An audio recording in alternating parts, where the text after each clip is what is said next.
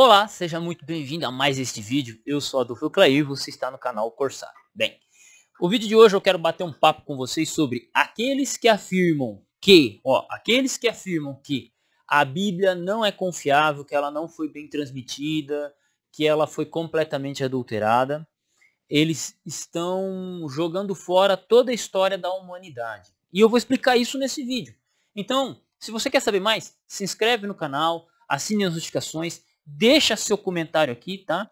Página inicial do canal você encontra um curso de teologia pagamento único. Caso queira conversar comigo, meu telefone se encontra no meu Instagram, Adolfo Clair, tá? E peço que se torne membro aqui do canal, beleza? Para nos continuar apoiando o nosso trabalho. Vamos ao vídeo em si. Então, atualmente, por causa da questão da crítica textual e tal, você tem pessoas que vão afirmar, como Bart Ehrman, que é um grande estudioso do assunto também, que vão afirmar que a Bíblia ela foi adulterada, que ela não é confiável, que nós só temos cópias das cópias das cópias das cópias das cópias, então não podemos confiar na Bíblia. E isso começou lá com uma questão da teologia mais liberal, né? Que na verdade começa com uma treta entre católico e protestante. O que acontece? Lá em 1700, se teve um cara chamado John Mill. Ele passou 30 anos publicando o texto grego dele. O que ele fez? Ele comparou o texto grego dele com vários manuscritos, né? Então ele pegou vários manuscritos e ele foi comparando manuscritos, versões antigas, e ele lançou um Novo Testamento grego dele. E ele morreu uma semana depois, porque o cara gastou 30 anos da vida dele. Então, digamos assim, se eu começasse essa obra hoje, eu tenho 32, eu terminaria ela com 62, né? Então terminou a obra, uma semana depois o cara morreu. Só que, o que acontece? Essa discussão do John Mill, o John Mill ele não levantou discussão, mas quando os protestantes olharam para o texto lá e viu que ele corrigiu alguns versículos, não foram muitos, mas corrigiu alguns versículos, coisa de 8, 9 mais ou menos. Ele corrigiu alguns versículos bíblicos, e aí ele demonstrou no aparato crítico dele vários manuscritos, os quais hoje só se encontram no aparato crítico dele, né, porque muitos se perderam, foram sendo destruídos, não havia tanto cuidado com manuscritos na época. Inclusive, o Carlos Oliveira, ele sempre comenta aqui, ele fala, tal manuscrito do que foi usado para o texto Receptus, depois foi destruído para tal coisa. Ele sempre comenta coisas assim. Então, depois você presta atenção no Carlão Oliveira aqui. Beleza?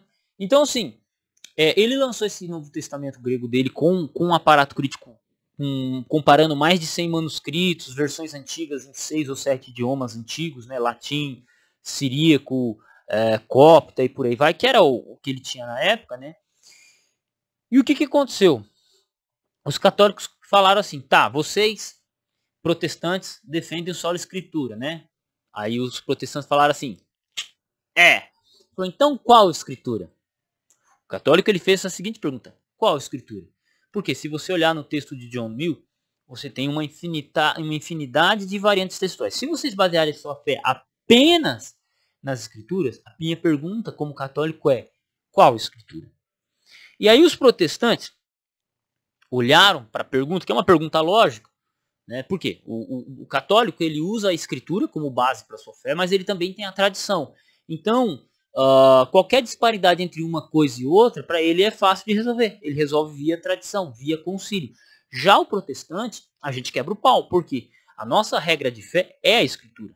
Então, para discussão teoricamente, para discussão doutrinária, teoricamente, para nós só serve a escritura. Só que se a escritura ela tem variantes, qual é a verdadeira?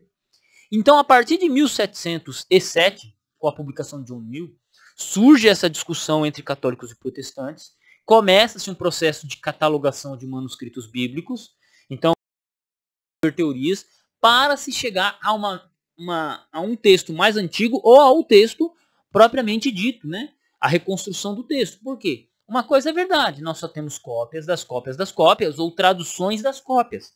Isso aí é verdade, não é mentira. O cara que fica espantado com isso, e que, basicamente, se você olhar, não existem dois manuscritos iguais. Não existem dois manuscritos gregos iguais. Por quê? Eu começo a copiar, eu pego lá vamos pegar aqui meu texto Receptus. Vou pegar o texto Receptus. Eu pego o texto Receptus, aqui, do jeitinho que está aqui. Texto em grego, bonito, dá até gosto de ver. Eu pego lá o Evangelho de Lucas. Aí eu começo a copiar o Evangelho de Lucas. Se eu errar uma letra do que está copiado aqui, se eu pular uma palavra, Já a minha cópia não é igual ao original. Ok? Já não é igual ao original. E aí, você tem 5.000, quase 6.000 manuscritos gregos catalogados, e eles são, em geral, diferentes uns dos outros, em algum pormenor, seja uma letra, seja uma palavra, ou seja uma adição que aquele manuscrito tenha, que seja uma marca dele. Uma adulteração feita por um copista. Então, esse argumento, ele é trazido para o crente da maneira mais... não vou dizer... Eu estou tentando achar uma palavra da maneira mais... Sabe assim, pelo ateu, pelo liberal, pelo gnóstico, pelo satanista, né? Porque hoje o satanista ele usa esse argumento. Hoje o teólogo liberal ele usa esse argumento. Hoje o ateu ele usa esse argumento. Você pode ver nos canais de ateu, quem gosta de acompanhar, não mencione nomes, por favor, mas quem gosta de acompanhar canais de ateu, satanista e essas bagaceiras todas aí, e até teólogos liberais, esse é o argumento. Só que uma coisa que não é falada, e eu vou dar dois argumentos aqui, duas coisas que não são faladas por eles, é o seguinte. Se você comparar, e foi iniciado pelos católicos, tá? Esse questionamento da escritura ser adulterada, variante, qual escritura é, vem dos católicos, tá? Então, tamo junto, católicos, tá? Tamo junto, foram vocês que começaram essa conversa toda, beleza? Então, começou com católico, depois foi para teologia liberal, depois foi para ateu, e agora até satanista tá usando esse argumento, beleza?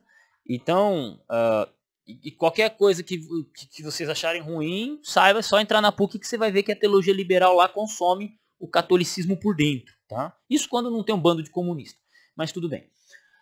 Aí, qual que é o primeiro argumento que eu coloco? Bom, eles falam o seguinte, isso é fato, todos os manuscritos são diferentes uns dos outros. Só que, quando você compara todos os manuscritos, as diferenças que você vai ter, ou elas são diferenças de manuscrito, própria daquele manuscrito, própria daquele copista, ou é uma diferença de família. Então, por exemplo, imagine aqui assim, norte, sul, leste, oeste, ok? Os manuscritos eles foram feitos originalmente, vamos pegar aqui o Evangelho de Lucas, foi feito lá em Corinto. O Evangelho de Lucas foi escrito em Corinto, por exemplo, digamos aí, ou em Jerusalém. Foi feito lá 8 cópias. 2 cópias foram para o norte, 2 cópias para o sul, 2 cópias para o leste, 2 cópias para o oeste. A cópia do norte omitiu o primeiro versículo. A cópia do sul ela omitiu o último versículo. A cópia do leste, ela no meio do texto lá, ela adicionou 3 versículos, 3 palavras. A cópia do oeste, por algum motivo, ela se perdeu metade dela. Pá. O que acontece? Todas as cópias que descendem do norte, elas vão omitir o primeiro versículo. Todas as cópias que vêm do sul, elas vão omitir o último versículo. Todas as cópias que vêm do leste, elas vão adicionar aquelas 3 palavras. E as cópias que vão vir do oeste, que vão descender dessas cópias do oeste, naturalmente elas vão omitir ali um capítulo, alguma coisa ali. Porque é genealogia, seria uma teoria genealógica, ok? E aí, com o passar do tempo, as cópias das cópias elas vão se misturar. Então, vai fazer 1000 cópias lá no norte, umas 100 dela, umas 50 dela vai para o sul. Algumas delas vão para o leste e outras vão para o oeste. Então, aí você vai ter essa mistura essa transição de manuscrito, né? Só que o que acontece? Quando você compara todas as cópias do norte, do sul, do leste, do oeste, né? Compara todas elas, sem ter o original. Você vai perceber que as cópias que omitem o primeiro versículo são menos. Elas não estão na maioria. Você olha as cópias do sul, que omitem o último versículo bíblico, de Lucas, elas são minoria. Se você olhar para as do leste, que adiciona 3 palavras a mais ao longo do texto, elas são minoria. Se você olhar para o oeste, que omite lá um capítulo, ou omite metade do Evangelho de Lucas, elas são minoria. Quando você compara todas elas, o acerto delas sempre vai estar na sua grande maioria. Então, você se basear olhando, só contando os manuscritos, você tem o quê? Uma concordância da grande maioria dos manuscritos, porque o que acontece? O copista, ou a determinada igreja do norte, do sul, do leste e do oeste, ela não tem controle sobre todas as cópias. Então, o texto original ele não se perde, a linha original ela não se perde, mesmo que você tenha cópias deficientes de um determinado grupo familiar, mesmo que você tenha essa questão do grupo familiar, mas se você olhar para a concordância delas, elas vão concordar em 99%. Mesmo que cada cópia seja diferente uma da outra, mesmo que as cópias, as famílias se misturem, o erro ele sempre vai estar na minoria. Sempre vai estar na minoria. Então eu sigo por esse caminho. Tem uma outra teoria, que ela é muito utilizada, que isso que eu acabei de apresentar para vocês, é essencialmente a base da teoria majoritária, de quem segue a linha majoritária e boa parte da galera que defende o texto recebe também. Vamos supor. Agora eu vou apresentar para vocês a teoria que defende o texto eclético. Isso ainda faz parte do primeiro argumento. Tá? Tem ainda o segundo argumento para colocar. Então temos aqui o texto, o Nestlé Aland, edição 28, e a quinta edição revisada. Tá? 2 textos baseados no texto eclético, que é a teoria eclética. O que é a teoria eclética? Ela pega todas essas cópias do norte, do sul, do leste e do oeste, e ela procura saber quais são as cópias mais antigas. Então, quanto mais antigo, melhor. Já não está contando os manuscritos. Olha só o que eu estou dizendo aqui. A teoria eclética ela já não conta os manuscritos, mas ela vai nos manuscritos mais antigos, nas versões mais antigas, nas traduções mais antigas, e ela compara essas traduções e essas versões, esses manuscritos mais antigos, né? Porque na cabeça, assim, quanto mais antigo, menos adulterado. Perfeito? Perfeito. Essa é a teoria. E aí eles desenvolvem o texto grego com ele. Quem é que inicialmente desenvolveu isso, né? Ou qual é o maior, mais famoso? O Westcott e Hort que desenvolveu essa teoria, que é essa teoria do ecletismo. Você já tem pré-ecletistas antes deles, como Constantino Woltenschendorf, que na minha opinião é o maior crítico textual da história. Você tem Samuel Petragos, você tem outros aí que também acabam desenvolvendo uma teoria, editando um texto grego. Mas o mais famoso deles, acho que os maiores, que disseminaram o ecletismo no meio acadêmico e para fora dele também, foi esses dois ingleses, Westcott e Andy Hort, né? Brock Foss e Westcott e Andy Hort, alguma coisa assim. Esses dois, Westcott e Hort. Eu tenho o texto grego deles aqui. Então eles levaram 30 anos editando o texto grego deles, com base em manuscritos mais antigos, sinaíticos, vaticanos, Efraimita, e comparando com versões antigas como Vulgata, Vetus Latinas, Vetus Cirílicos. E eles chegaram ao texto usando o quê? Os textos mais antigos. Sabe o que é curioso?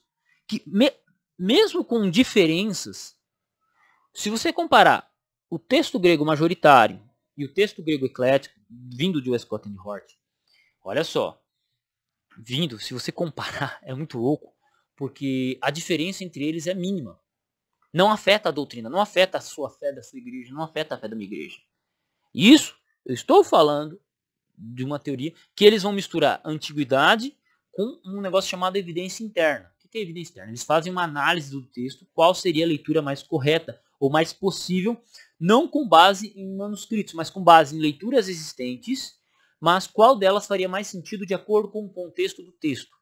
Né? Seria meio que fazer um processo exegético para definir qual é a leitura mais possível.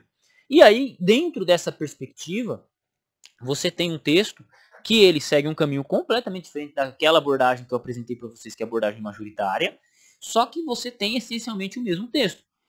Omitindo algumas palavras, adicionando outras, trocando outras, mas você tem essencialmente o mesmo texto. Se você comparar o texto majoritário com o texto eclético, a diferença entre eles, na minha opinião, ela é mínima. Inclusive do ponto de vista doutrinário, é zero.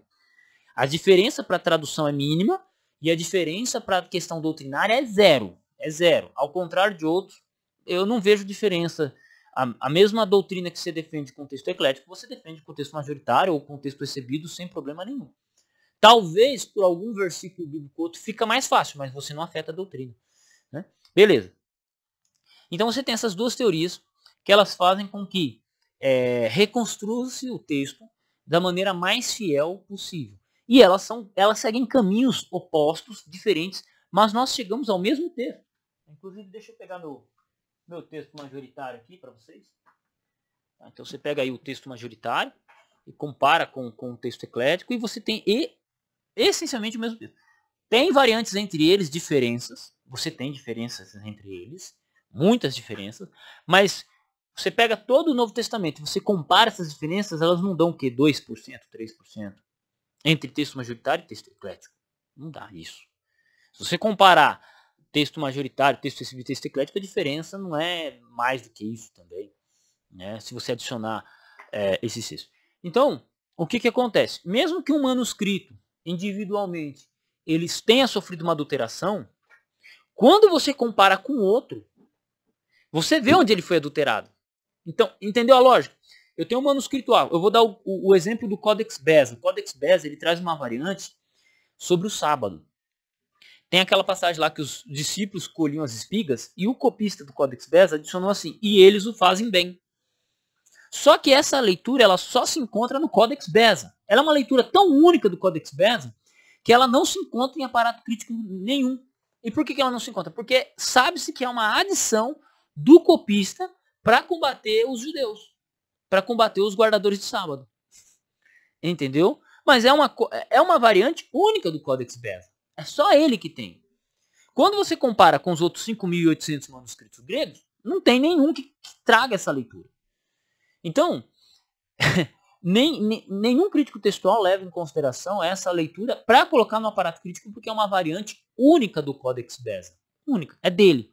Entende? E como é que sabemos isso? Comparando com outros manuscritos. Simplesmente assim, comparando com outros manuscritos.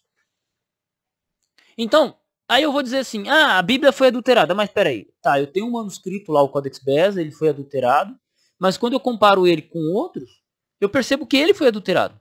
Mas se ele foi adulterado em comparação com os outros, então quer dizer que os outros têm a leitura original. Né? Ou eles se aproximam mais do original nesse ponto. Aí eu comparo lá os sinaíticos, os vaticanos, o Beza, o efraimita, comparo a grande maioria dos manuscritos, e eu percebo que eles têm uma concordância de 99%. Por quê? As suas variantes são problemas de cópia.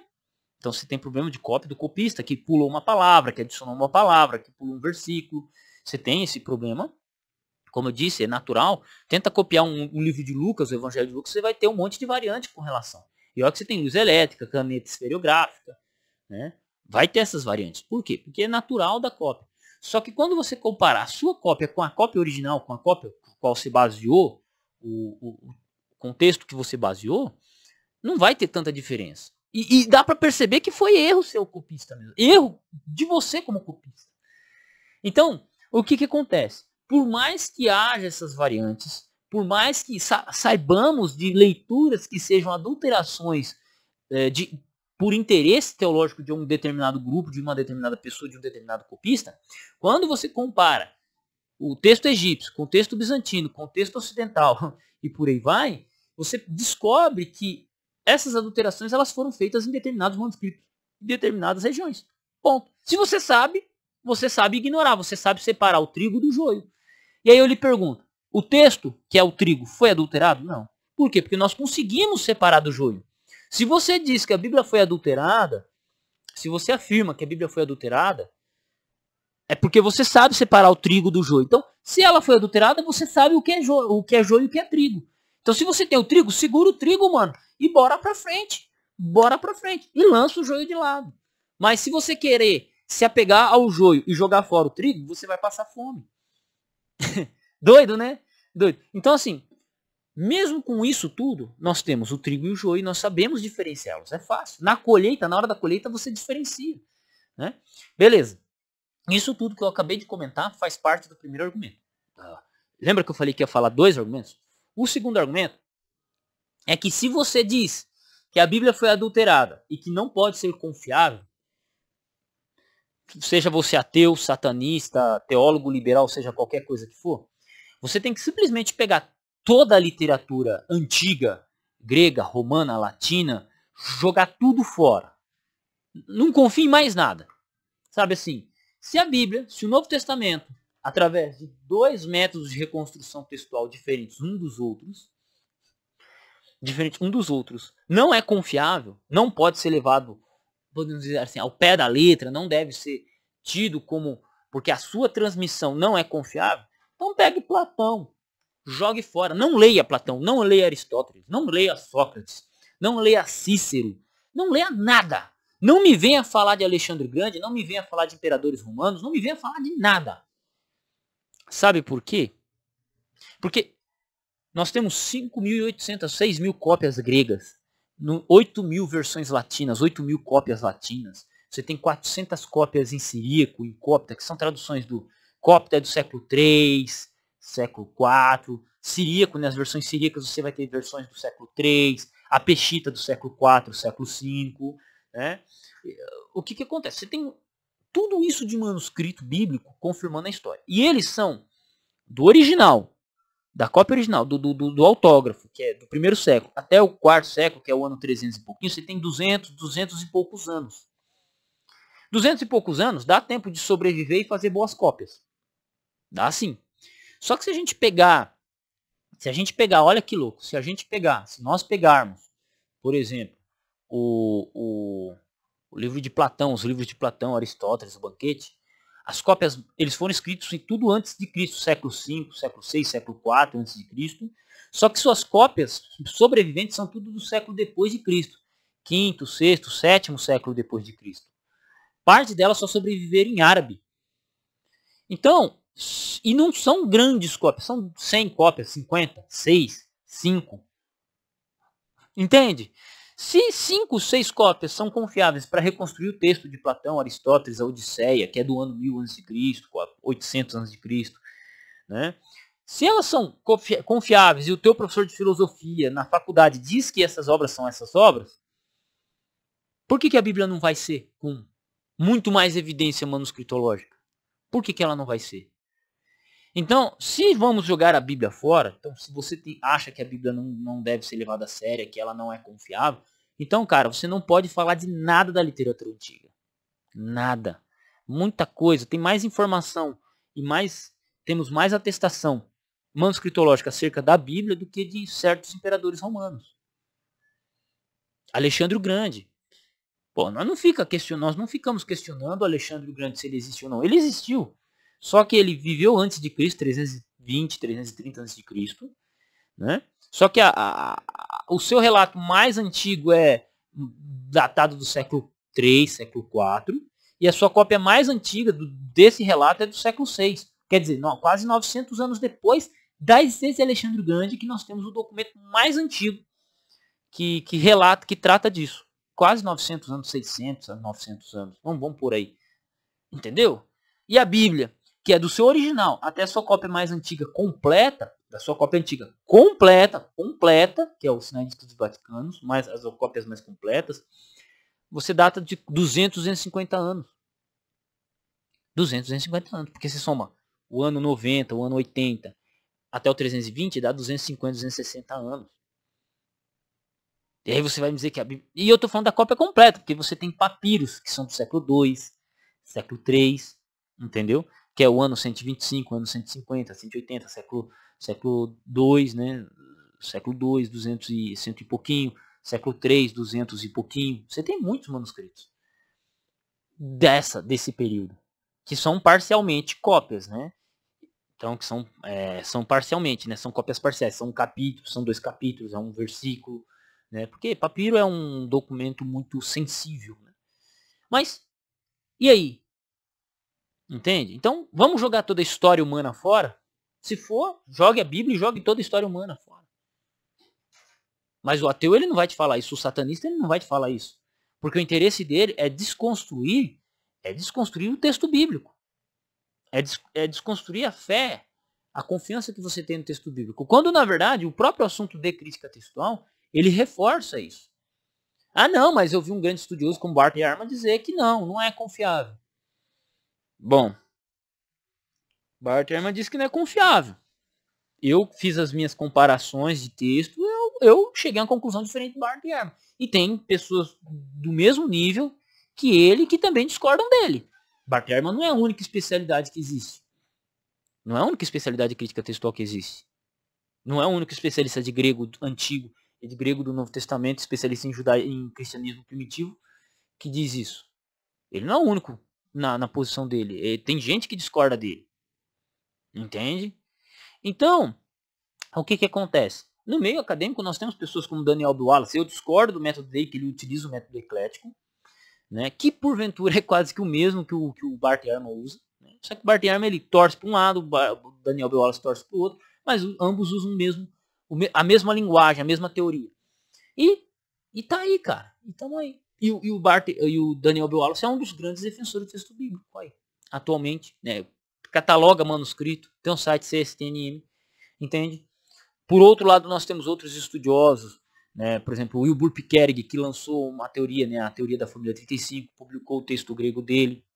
Quem quiser o PDF depois, tem vídeo meu, tem live minha com ele, né? Você tem o Wilbur, você tem vários outros estudiosos que defendem e entendem que o texto bíblico não foi adulterado ao longo do tempo. Daniel B. Wallace, o Wilbur e por aí vai. Que conhecem grego melhor do que eu, melhor do que você, melhor do que o ateu e o satanista que está dizendo isso, né, que diz que o texto foi adulterado, que não é confiável. Caras que conhecem melhor, eles falam, não, mano, é confiável. É confiável. E aí? Entendeu? Então, esse vídeo está sendo gravado exatamente para demonstrar isso. Isso que eu estou falando, eu já falei em outros vídeos, né? Com uma outra dinâmica, com uma outra didática, mas eu já falei. E você quer aprender mais sobre grego e crítica textual? Bom, na página inicial do meu canal você tem 4 playlists. 4 playlistzinhas. 4zinha. Crítica textual 1, 2, 3 e 4. Que é o meu curso que eu formei em 2018 sobre crítica textual. Então vai lá, assista as videoaulas, acompanha, faça anotações, comente, deixe o like, tá? Caso você queira aprender mais sobre Bíblia, sobre teologia, página inicial do canal você vai encontrar um link de um curso teológico, né? No seminário que eu dou aula. Você vai aprender várias coisas além de crítica textual. E eu tenho também minha playlist de grego aqui. Tá? E se gostou da dinâmica do canal, pô, se inscreve e mantenha-se. Tá? Lembrando que eu peço para você que se puder fazer alguma doação, ajudar o nosso trabalho, por favor, na descrição do vídeo você encontra meu Pix, meu e-mail, meu Pix. E é isso aí. Caso queira falar comigo, Instagram, meu telefone está lá. Beleza? Um abraço e fui.